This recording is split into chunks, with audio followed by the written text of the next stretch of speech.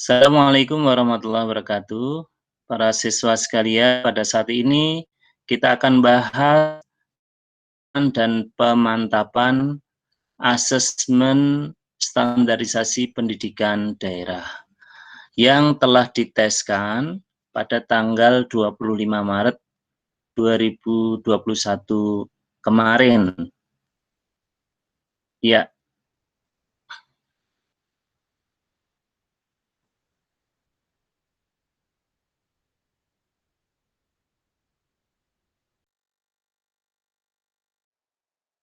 baik. Ya, untuk ini kita akan bahas nomor 1 sampai nomor 11. Untuk soal ini adalah soal tentang alat ukur atau pengukuran, ya, menggunakan alat ukur waktu, yaitu berupa stopwatch. Di sini diberikan soal menggunakan stopwatch Anton dan Andin, ya. Ini dua orang pelari dan menempuh jarak yang sama.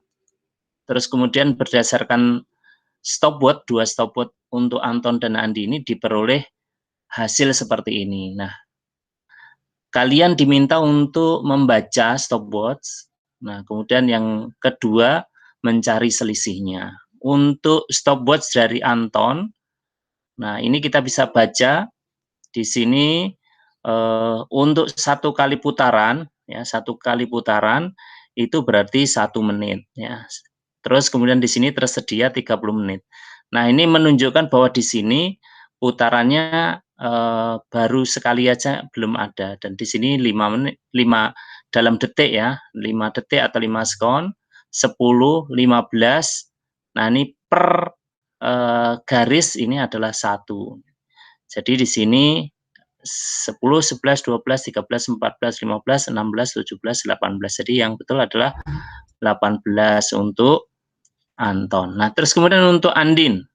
Andin di sini juga baru satu putaran pertama, ya. Putaran pertama berarti ini pada menit pertama. Nah, ini berapa detik atau berapa sekon? 45, 46, 47. Jadi yang menunjukkan angka 47. Jadi tanpa menghitung selisihnya pun kita sudah memperoleh jawaban. Jawabannya adalah A, yang betul Anton dan Andin, ya. Nah, kalau mau menghitung selisih tinggal 47 kurang 18 sama dengan 29. Jadi jawaban yang pertama adalah A. Kemudian berikutnya jawaban untuk soal kedua. Untuk soal kedua,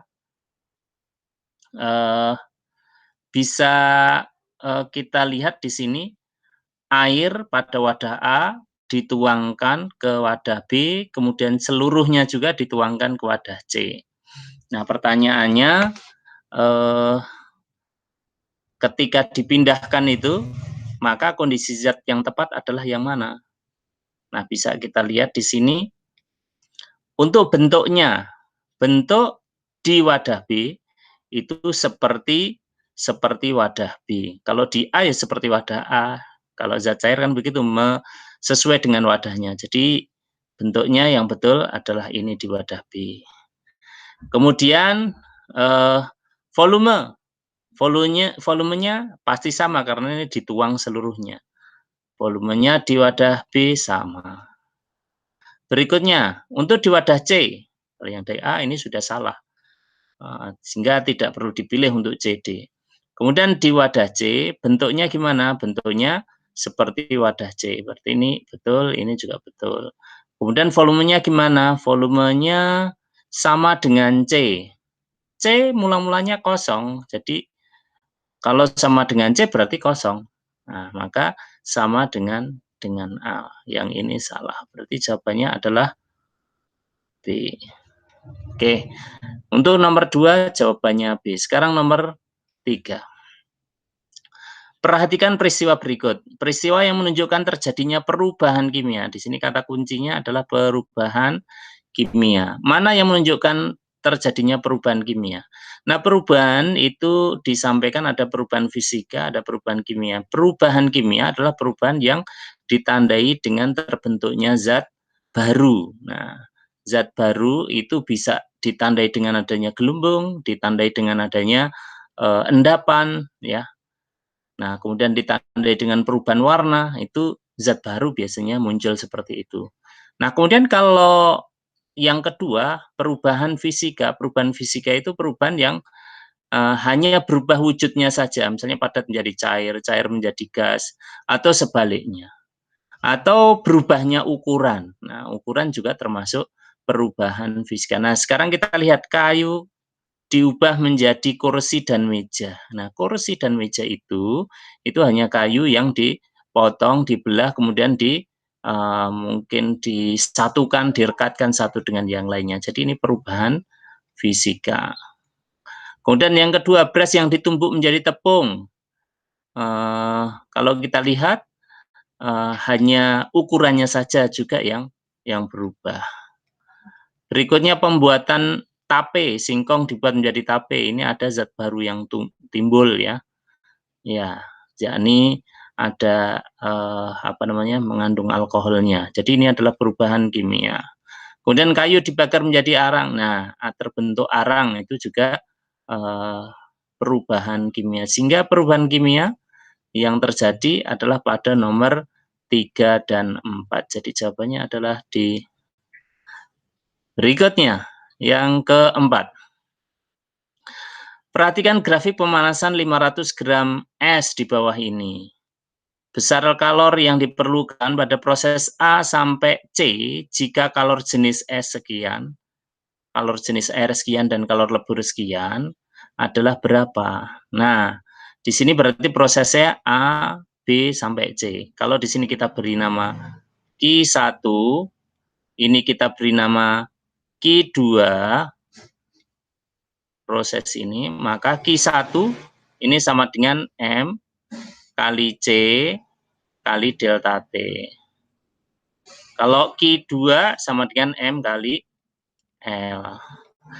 Kalau misalnya nanti diminta mencari CD, kalor untuk CD, misalnya ini Q3, ini juga Q sama dengan M kali C kali delta T. Jadi setiap ada perubahan suhu, pasti ada kalor jenisnya di situ. Kalau di sini D ke E itu Q4 misalnya, sama dengan M kali U, massa kali kalor uapnya. Sehingga dari sini kita bisa hitung untuk kalor dari A sampai C, berarti kita hanya menghitung Q1 dan Q2. Q1 sama dengan M kali C kali delta T. Karena C-nya adalah wujudnya S, min 10 sampai 0 derajat itu S, maka di sini kalor jenisnya adalah kalor jenis S.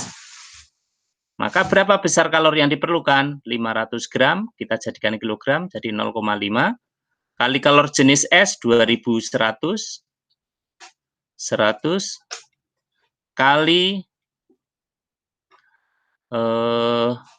selisih suhunya, min 10 menjadi 0, jadi kali 10. 0,5 kali 10, 5. 5 kali 2100, 10.500 Joule. Terus kemudian berapa Q2? Q2 sama dengan M kali L. M-nya 0,5 kg dikalikan kalor leburnya 336.000 Joule per kilogram. Sehingga sama dengan, ini separuhnya, berarti 168 ya. 168.000 Joule. Sehingga Q sama dengan Q1 ditambah Q2. Sama dengan 10.500 ditambah 168.000 sama dengan 178.500 Joule. Jadi jawabannya 178.500 Joule itu adalah B. Oke, demikian untuk yang nomor 4. Sehingga nanti tinggal anak-anak bisa lihat dari mana sampai mana. Kalau yang di berarti M kali L, Q-nya di sini ditambah Q yang atas ini. Q sama dengan M kali C kali delta T. Oke, berikutnya yang nomor 5. Nomor 5 ini tentang zat asam basa ya, tentang larutan. Indikator asam basa berupa lakmus merah dan lakmus biru. Jenis larutan yang termasuk asam adalah yang mana? Nah, untuk asam itu intinya asam itu lakmus merah tetap merah, lakmus biru menjadi merah. Kalau basa, lakmus merah jadi biru, lakmus biru tetap biru. Nah, jadi intinya asam itu menjadi M, menjadi merah semua. Basa, ada B-nya sini ya, menjadi biru semua. Ya. Baik lakmus merah maupun lakmus biru menjadi biru. Kalau asam, lakmus merah maupun lakmus biru menjadi merah. Sehingga kita lihat di sini perubahan warna lakmus K, biru tetap biru, merah tetap merah, berarti yang K ini bisa netral, bisa garam. Kemudian yang L, biru jadi merah, merah tetap merah, berarti inilah yang asam ya, yang asam. Kemudian M, biru jadi biru, lakmus merah tetap menjadi biru. Jadi ini termasuk basa. Kemudian berikutnya yang N, lakmus biru jadi merah, lakmus merah merah. Jadi ini juga asam. Yang ini sama berarti ini asam. Berarti jawabannya adalah LNO. LNO adalah C. Oke, saya kira ini mudah sekali, tinggal melihatnya ya, tinggal ngecek saja. Berikutnya nomor 6. Ya, nomor 6 ini tentang molekul unsur dan molekul senyawa. Molekul unsur dan molekul senyawa. Cirinya kalau molekul unsur itu terdiri dari 2 atom atau lebih yang sama. Ya, yang sama. Kemudian yang kedua, kalau molekul senyawa itu terdiri dari 2 macam atom atau lebih. Jadi perbedaannya, kalau molekul senyawa 2 macam atom atau lebih, ya, jadi 2 jenis atom atau lebih. Kalau molekul unsur 2 jumlahnya ya, jumlahnya 2 atau lebih, jenisnya sama. Ya. Jenisnya sama. Maka molekul unsur kita lihat yang sama saja. Yang sama mana? Oh ini. Kemudian yang kedua ini juga sama. Ini disebut molekul unsur. Kalau molekul senyawa berarti yang 1 dan 3. Jadi jawabannya adalah 2 dan 4. C, molekul unsur. Mudah sekali kan? Jadi ini yang 1 dan 3 molekul senyawa, 2 dan 4 molekul unsur. Oke, berikutnya nomor 7. Itu nomor 7, ini kita cukup lumayan menghitung ya. Kedua, ini ada 2 balok ditumpuk, kemudian diberi gaya, ternyata percepatannya sekian. Jika balok di bagian atas diambil, berapa besar percepatan benda? Jadi kalau ini diambil, percepatannya jadi berapa? Nah, maka kita perlu menghitung. Yang pertama, berapa gaya resultan yang bekerja. Jadi F totalnya itu sama dengan 80 Newton ditambah 40 dikurangi yang arahnya berlawanan 60. 120 kurangi 60 sama dengan 60 Newton, arahnya ke kanan. Nah, kemudian yang kedua baru kita hitung berapa massa di sini. Kita mengetahui massa yang bawah di sini. Kita anggap saja massa yang bawah. MB, massa bawah. Oke, maka berlaku F sama dengan M kali A. M di sini adalah kita masukkan dulu F-nya 60, M-nya itu sama dengan MB ditambah 2 ya kali A. A-nya di sini 5 ya, kali 5. Sehingga MB ditambah 2 itu sama dengan 60 bagi 5. Sama dengan 12. Berarti MB sama dengan MB, massa bendanya ini sama dengan 12 dikurangi 2 sama dengan 10 kg. Jadi massa balok yang bawah itu 10 kg. Sehingga kalau 2 kg-nya kita hilangkan, maka berlaku F sama dengan M kali A. F-nya 60 karena gayanya nggak berubah. M-nya sama dengan MB ya, B, kali A-nya. A-nya yang kita cari. MB-nya berapa? MB-nya sama dengan 10 kali A. Berarti A sama dengan 60 per 10 sama dengan, iya, sama dengan betul sekali 6 meter per sekon kuadrat. 6 meter per sekon kuadrat jawabannya adalah A. Nah, ini agak panjang dikit, tapi dengan kalian berlatih, insya Allah akan mudah. Oke. Baik, berikutnya. Yang ke-8. Nah, ini berbicara tentang energi. Energi kinetik dan energi potensial. Jadi, kalau benda jatuh atau dijatuhkan, dilepaskan dari A, berarti pada saat melepas, ini benda dalam keadaan berhenti. Ketinggiannya 8 meter. Nah, kita lihat di sini berapa energi potensialnya.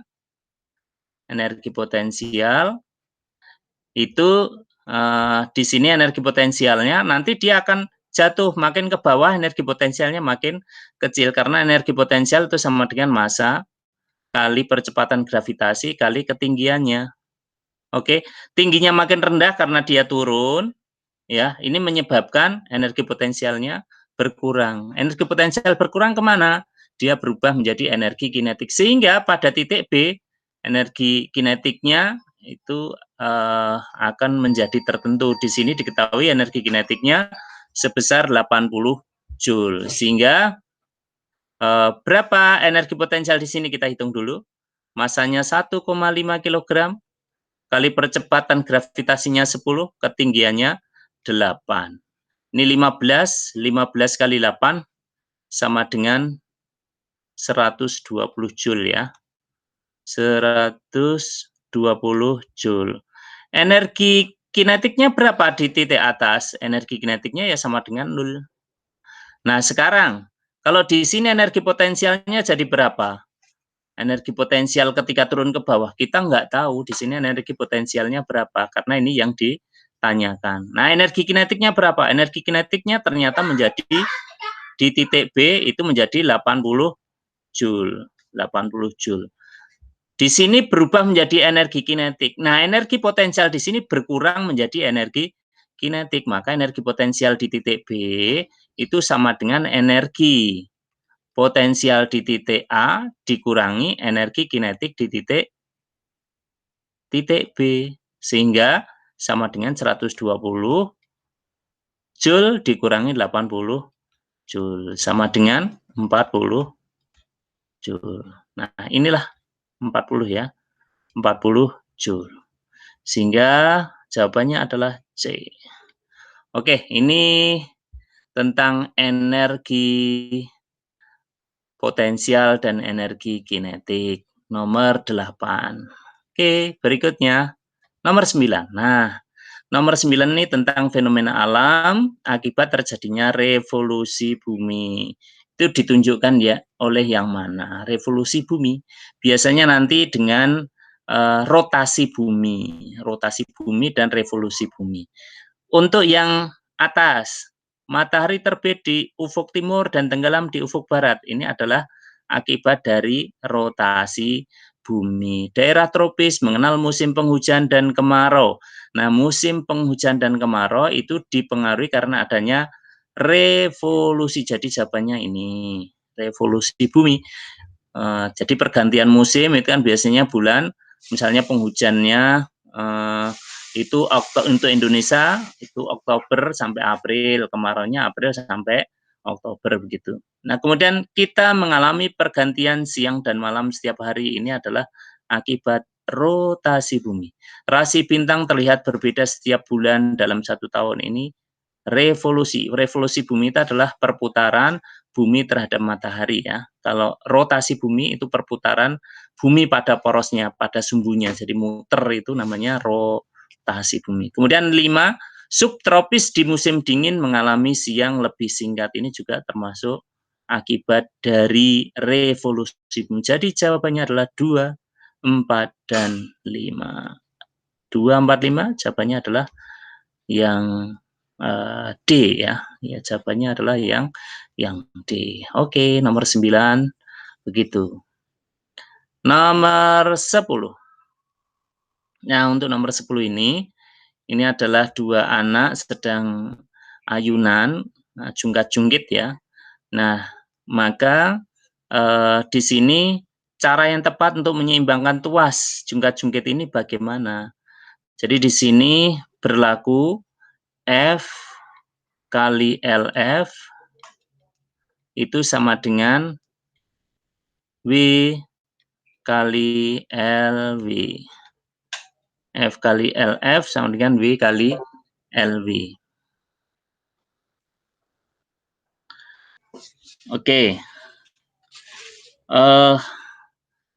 Maka kedua anak mencoba mencari keseimbangan dengan cara berikut. Ya, dengan cara menggeser tempat duduknya ya, bisa maju bisa mundur gitu ya, baik yang Vian maupun Andi, atau bisa menggeser titik tumpunya. Nah, intinya agar seimbang maka yang dilakukan adalah ngecek berapa besarnya gaya kali lengan gayanya. Jadi ini gaya, ini kalikan lengan gayanya ini harus sama dengan lengan jarak antara titik tumpu terhadap anak ini dikalikan gayanya atau beratnya, yaitu beratnya. Nah, maka kalau di sini berlaku 300 kali 55, apakah sama dengan 400 kali 50? Jelas yang ini 400 kali 50 itu sama dengan 400 kali 50 itu sama dengan 20.000.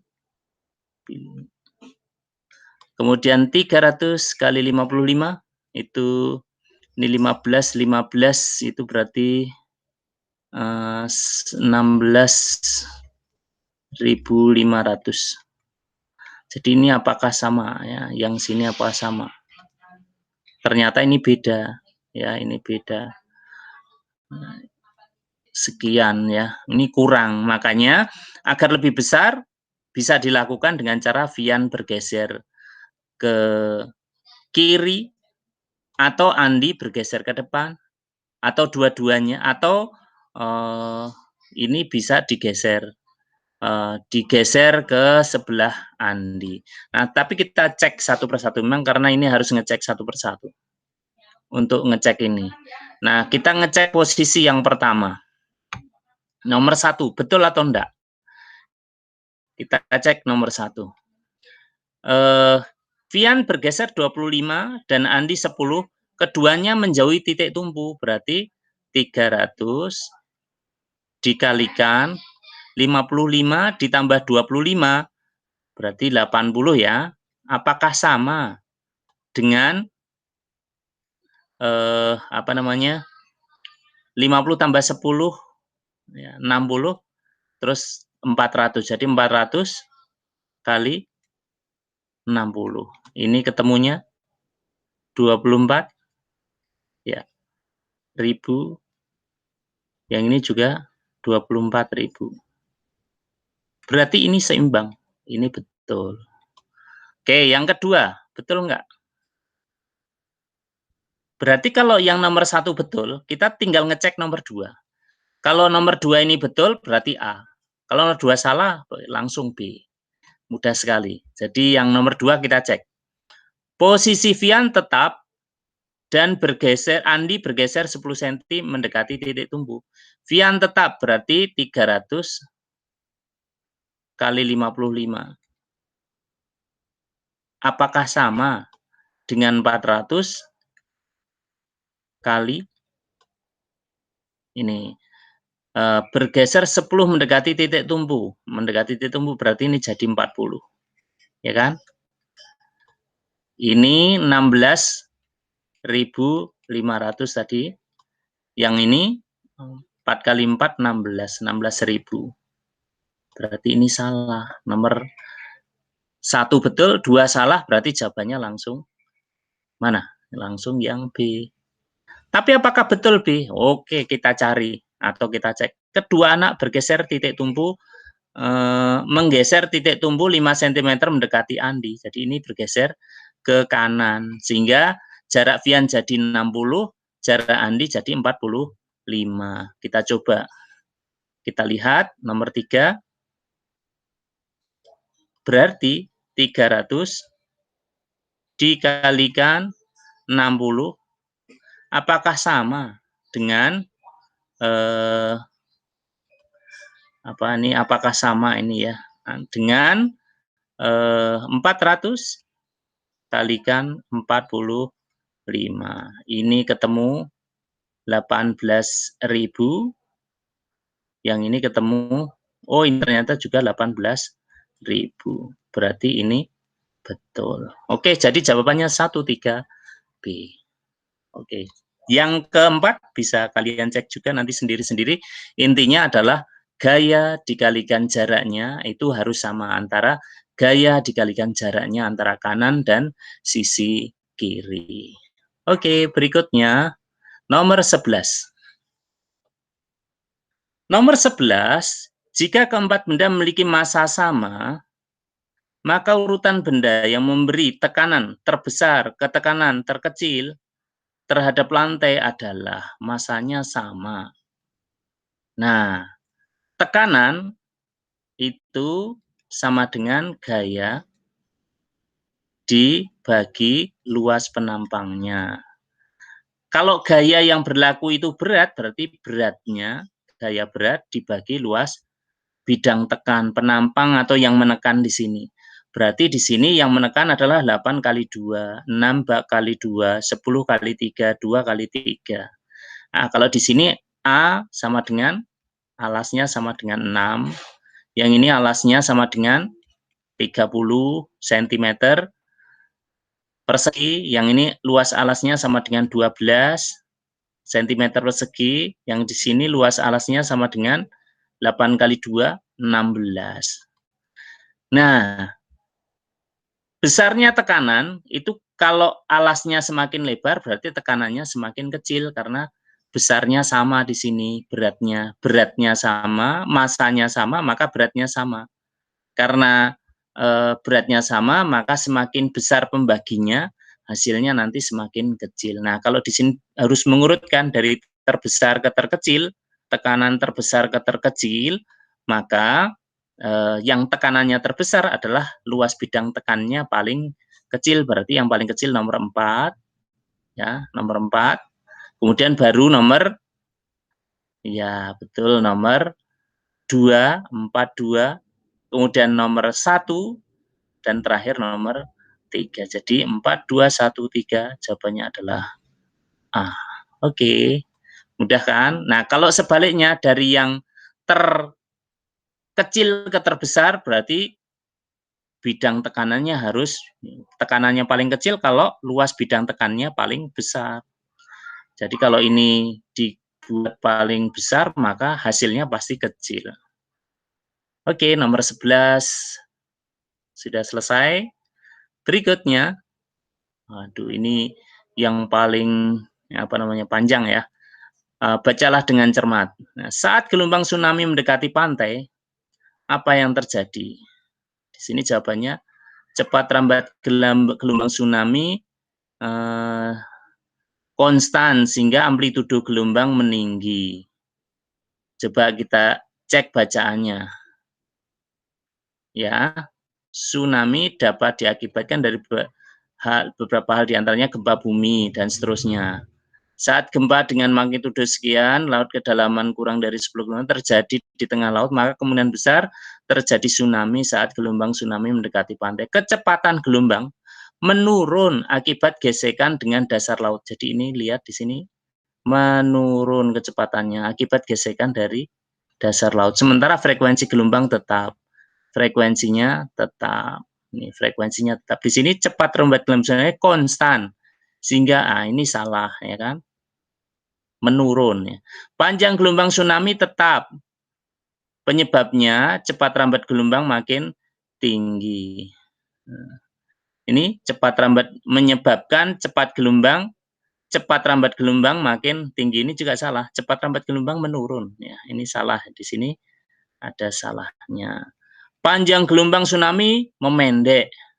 Amplitudo gelombang semakin tinggi. Nah, kita lihat di sini panjang gelombangnya sekian ya 213, kalau di sini 22 km, ini jadi 10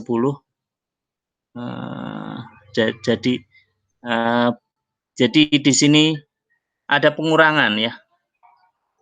Frekuensi meningkat, tadi frekuensinya tetap, ini salah. Jadi jawabannya adalah yang C. Oke. Amplitudo semakin tinggi, di sini amplitudo itu yang ini amplitudo semakin panjang gelombang tsunami pendek dan amplitudo semakin tinggi. Oke, ini yang nomor 12 ya. Sekarang nomor 13. Nomor 13, perhatikan gambar berikut. Dino membunyikan musik dalam sungkup udara, speaker terdengar keras. Kemudian ketika udara di dalam sungkup dikeluarkan sampai hampa, musik tidak terdengar lagi. Pertanyaannya, percobaan buktikan bahwa apa? Tidak dapat bunyi, tidak dapat merambat dalam ruang tertutup. Tadi mula-mula terdengar, ya kan? Nah, ternyata kemudian ketika udara dikeluarkan itu tidak terdengar, padahal ini ruang tertutup. Jadi jawaban A salah. Bunyi terbawa oleh udara yang keluar dari sungkup saat dipompa. Nah, ini juga salah. Jadi bukan bunyi terbawa keluar ya. Tidak dapat merambat dalam ruang hampa. Nah, ini yang betul. Kemudian tidak dapat merambat melalui zat padat. Tadi ketika ada ketika masih ada udara, ini masih ada udara, walaupun ini ditutup bunyi terdengar ya. Sehingga menunjukkan bahwa dapat merambat di zat padat. Jadi jawabannya adalah yang C, tidak dapat merambat pada ruang hampa udara atau ketika tidak ada udara. Oke. Berikutnya nomor 14. Ini bacalah dengan cermat proyektor smartphone. Ini pertanyaannya, jika lensa yang digunakan dalam proyektor ini adalah lensa, kemudian ini proyek smartphone-nya, ini seperti ini smartphone, ini lensa, ini layarnya jadi seperti ini. Nah, ini bisa kalian lihat, jika lensa yang digunakan dalam proyektor mempunyai jarak fokus 10, maka untuk mendapatkan bayangan yang tegak pada layar smartphone harus diletakkan. Nah, diletakkan di mana? Nah, ini jarak layarnya, jarak fokusnya, ini fokusnya sama dengan 10 cm. Terus kemudian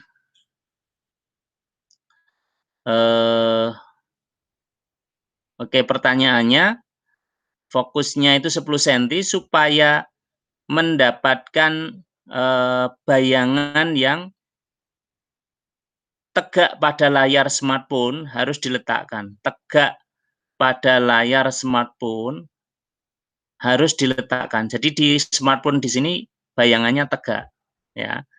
Maka harus diletakkan pada, jadi begini, ini letak benda, letak benda, ini letak bayangan, ini sifatnya. Oke. Kalau letak benda itu misalnya seperti ini lensanya, ini fokus, ini 2 kali fokus. Fokus, 2 kali fokus. Ini fokus, ini 2F, F, 2F di belakang lensa. Nah, kalau misalnya ini ruang 1, ini ruang 2, ini ruang 3, ini titik P, ya, titik P. Ini ruang 2, ini ruang 3. Oke. Kalau benda di ruang 2, benda di ruang 3. Ya, harus diingat ya.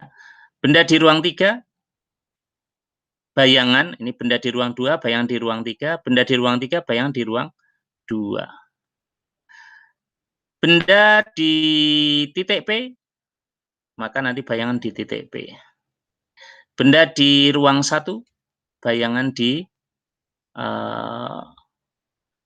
ruang maya, ruang 4, ya, ruang 4 itu di ruang benda sendiri, ya. Kemudian benda di titik F, bayangan di jauh tak hingga.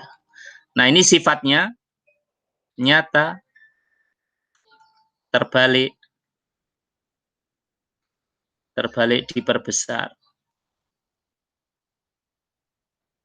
Benda di ruang 2, bayangan di ruang 3. Nah, ini kan makin besar ya. Benda di ruang 3, bayangan di ruang 2. Nyata, terbalik, diperkecil. Kalau ini nyata, terbalik, benda di titik P, bayangan di titik P pula. Terbalik, diperkecil. Kalau benda di titik F, bayangannya di jauh tak hingga, ya. Nyata di jauh tak hingga. Nyata di jauh tak hingga.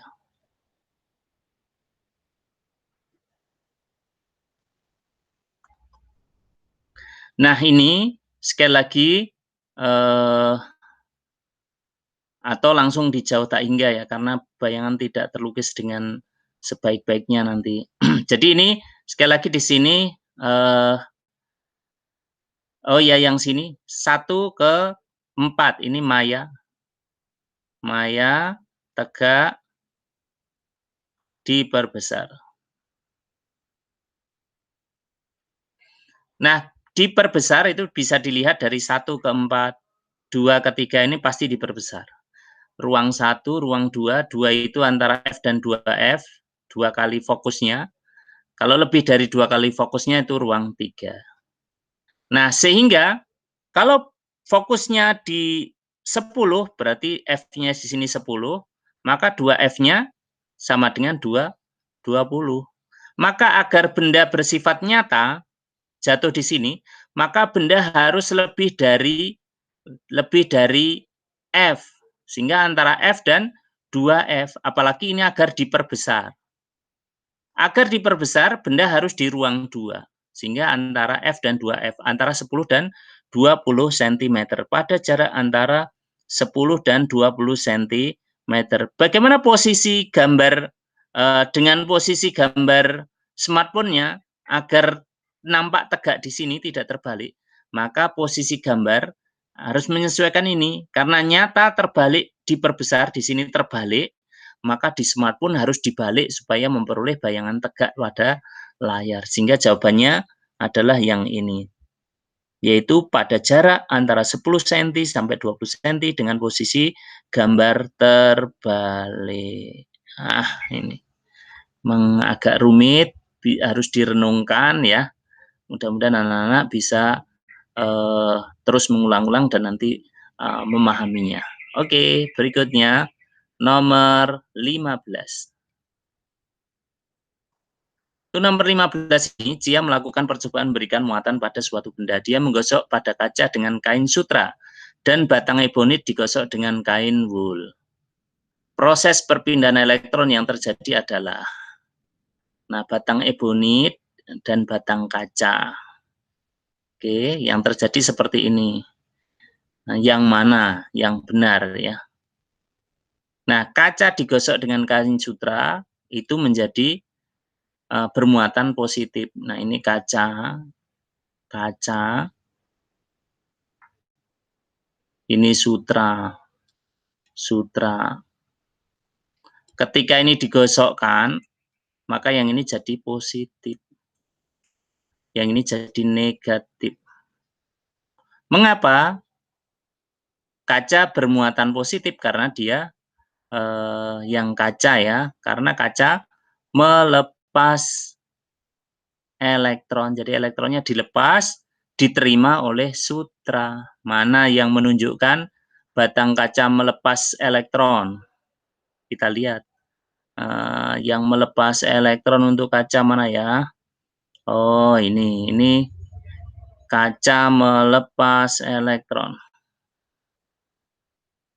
Nah, ini kaca melepas elektron. Nah, terus kemudian sutra menerima elektron, kain sutra menerima elektron. Jadi ini benar ya. Oke. Kalau ini menerima, ini salah.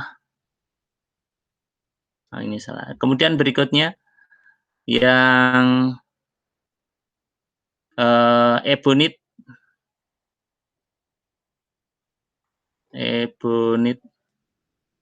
ini wool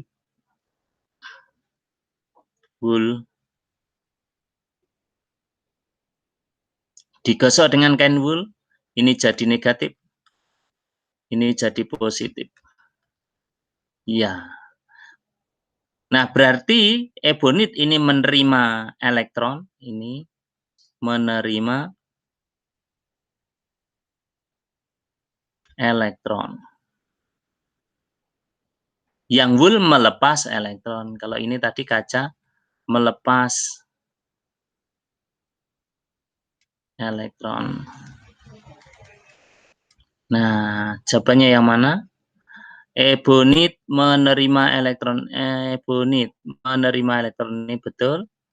Terus kain wool melepas elektron. Jadi jawabannya adalah yang D.